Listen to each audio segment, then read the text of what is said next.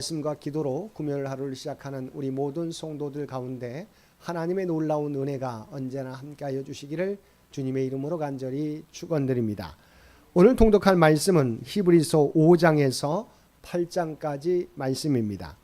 히브리서 5장 1절에서 10절까지 말씀에서는 아론 후손의 대제사장직과 그리스도의 대제사장직 비교를 통해서 그리스도의 대제사장직의 우월성을 강조한 사실을 보도하고 있습니다.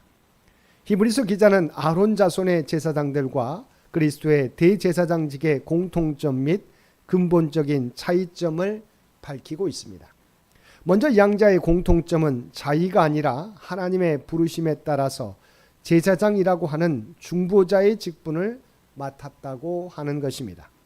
그러나 양자 사이에는 본질적인 차이점이 있는데 바로 아론 자손의 제사장은 사람 중에서 취한 자들로서 자신들 역시 죄인인 반면 그리스도는 하나님의 아들로서 죄와 허물이 없는 순전하고 영원한 대제사장이라는 것입니다. 특히 기자는 그리스도는 하나님의 아들이시지만 친히 고난을 통해 순종을 경험하시고 이로써 인간을 구원하는 영원한 대제사장이 되시기에 온전한 자격을 얻으신 분이시라는 것과 그가 멜기세덱의 반차를 쫓는 대제사장이 되셨음을 강조하고 있습니다. 11절에서 14절까지 말씀에서는 수신자들의 영적 연약함, 다시 말하면 영적으로 단단한 음식은 못 먹고 젖이나 먹어야 할 초보적 신앙을 책망하여 신앙의 진보를 이룰 것을 권면한 사실을 보도하고 있습니다. 즉 그리스도의 초보에 머무는 수준에서 벗어나야 한다는 것입니다. 다시 말하면 죄의 회개, 하나님께 대한 신앙, 세례와 부활 등 기독교 진리의 기초를 닦는 것도 물론 중요하지만 그것을 자꾸 되풀이하는 정도의 신앙에 머무는 것이 아니라 그것을 기반으로 하여 하나님의 허락하시는 은혜에 따라서 복음의 진리를 더 깊이 이해하고 경험하는 단계로까지 나아가야 한다는 것입니다. 7장 1절에서 10절까지 말씀에서는 예수님의 제사장직의 우월성을 입증하기 위한 과정으로 레위 제사장들과 예수님의 예표인 멜기세덱을 비교하여 멜기세덱의 우월성을 논증한 사실을 보도하고 있습니다. 먼저 1절에서 3절에서는 예수님의 예표인 멜기세덱이 어떤 존재인가를 간략하게 언급하고 있습니다. 즉 멜기세덱은 살렘 왕이며 지극히 높으신 하나님의 제사장으로서 아브라함의 11조를 받았고 시작과 끝이 없는 신비의 인물로서 하나님의 아들처럼 영원한 제사장으로 기억되는 존재라는 것입니다. 다음으로 4절에서 10절에서는 그러한 멜기세덱이 이스라엘 역사 가운데서 제사장 직무를 담당했던 레위 지파의 제사장보다 어떻게 우월한가를 논증하고 있습니다.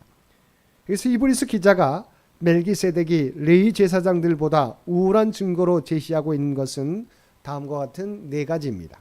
첫째, 멜기세덱은 레위의 조상인 아브라함으로부터 11조를 받았다는 것입니다. 둘째, 아브라함이 멜기세덱으로부터 축복을 받았다는 것입니다. 셋째, 레위 제사장들은 11조를 받았으나 죽었고 멜기세덱은 영원히 살아있다는 것입니다.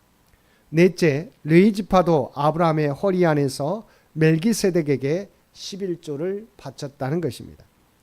이런 사실에서 볼 수 있듯이 히브리서 기자는 멜기세덱이 레위의 조상인 아브라함보다 우월함을 증명하여 혈통상 아브라함의 후손인 레위 제사장에 비해 멜기세덱의 우월함을 논증하고 있습니다. 11절에서 19절까지 말씀에서는 멜기세덱의 반차를 따른 새 대제사장 예수님의 등장과 율법의 불완전함에 대하여 언급하고 있습니다. 즉 본문은 율법의 완성이신 그리스도께서 이 땅에 오시기 이전에 이스라엘 백성의 생활을 규제하던 불완전한 옛 법인 율법으로 말미암아 임명된 레위 지파의 제사장이 역시 불완전한 것이므로 폐지되어야 한다는 것입니다. 그와 동시에 멜기세덱이 레위 지파에서 나지 아니한 것처럼 레위 지파 아닌 유다 지파에서 나온 새로운 대제사장, 즉 그리스도께서 폐지된 그 자리에 서셨으며 그로 인하여 이제 신약 성도들은 그리스도의 속죄 사역을 통해 온전해질 새 언약의 소망에 근거하여 하나님께 담대히 나아가게 되었음을 언급하고 있습니다. 20절에서 28절까지 말씀에서는 대제사장으로서의 예수님의 우월성 논중의 결론으로서 멜기세덱의 반차를 따른 새 대제사장 예수님의 영원성과 완전성에 대한 논증을 통해 예수님의 대제사장으로서 우월성을 강조한 사실을 보도하고 있습니다. 먼저 20절에서 25절에서는 불완전한 옛 제사장직을 폐하고 그 자리에 선 새로운 대제사장 되신 그리스도는 영원히 살아계시기 때문에 그의 직분 역시 영속적임을 강조하고 있습니다. 이어 26절에서 28절에서는 예수님께서 악과 더러움이 없이 모든 죄인에게서 떠나 거룩하시고 하늘보다 높으신 절대자로서 완전하시기 때문에 레위 제사장들과 달리 대제사장으로서 우리에게 합당하신 분이라는 것입니다. 8장 1절에서 6절까지 말씀에서는 그리스도께서 옛 언약에 따른 구약의 대제사장에 비해서 더 좋은 언약의 중보자이심을 사역 장소의 비교를 통해서 주장하고 있습니다. 여기서 히브리서 기자는 이 땅에서 구속 사역을 완성하신 이후 승천하시어 하나님 우편에서 새로운 대제사장으로 완전하게 사역하시는 그리스도의 역할을 보다 정확히 표현하기 위해서 그리스도를 옛 언약과 비교해 더 좋은 약속으로 세우신 더 좋은 언약의 중보자로 정의합니다. 다시 말하면 히브리서 기자는 불완전한 희생 제물로 불완전한 제사장이 드리는 구약적 제사와 달리 그리스도가 진정한 의미에서 대제사장으로서의 역할을 감당하고 계시다는 것을 논증하기 위해 그리스도께서 대제사장으로서의 중보 사역을 수행하시는 곳이 하나님 임재의 상징이고 모형이며 그림자인 이 지상의 성막이나 성전이 아닌 참 하늘 성전임을 밝히고 있습니다. 즉 히브리서 기자는 본문을 통해서 그리스도는 성자 하나님으로서 성부 하나님 우편에서 새 언약을 가지고 본질적인 중보 역할을 감당하고 계시다고 명확하게 밝혀놓고 있는 것입니다. 7절에서 13절까지 말씀에서는 옛 언약에 대한 새 언약의 우월성에 대한 논증을 보도하고 있습니다. 그래서 히브리서 기자는 예레미야 31장 31절에서 34절을 인용해서 그리스도께서 중보의 근거로 삼고 계시는 새 언약이 폐기된 옛 언약과 비교하여 어떻게 우월한가를 논증하고 있습니다. 즉 히브리서 기자는 구약의 제사장이 사역의 근거로 삼은 옛 언약인 율법보다 하나님의 완전하신 대제사장이신 예수 그리스도께서 사역의 근거로 삼은 새 언약인 복음이 우월하다는 것을 증명함으로써 구약의 제사장의 사역보다 그리스도의 사역이 탁월하다는 것을 증명한 것입니다. 본문에 제시된 새 언약이 옛 언약보다 우월한 근본적인 이유는 첫째, 옛 언약이 불완전하여 완전한 새 언약이 나오도록 요청되었기 때문이며, 둘째, 옛 언약은 지워지거나 없어질 수 있는 돌판에 새겨져 있었으나 새 언약은 지울 수도 없어질 수도 없는 마음의 신비에 새겨지기 때문이라는 것입니다. 따라서 옛 언약은 필연적으로 사라지고 완전한 새로운 언약으로 교체될 수밖에 없는 것이며, 그것은 결국 새 언약에 기초하여 임명된 그리스도만이 온전한 하나님의 대제사장일 수밖에 없다는 것을 증명해 준다고 하겠습니다.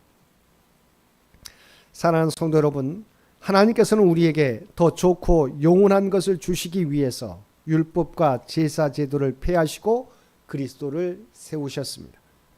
오늘 우리는 세상이 무엇을 하든 또한 어떠한 일을 만나든 흔들림 없이 더 좋은 소망과 더 나은 언약을 굳게 믿고 지켜나감으로써 장차 다가올 새하늘과 새 땅을 바라보며 주님을 증거하며 주님을 닮아가는 삶을 살아가야 하겠습니다.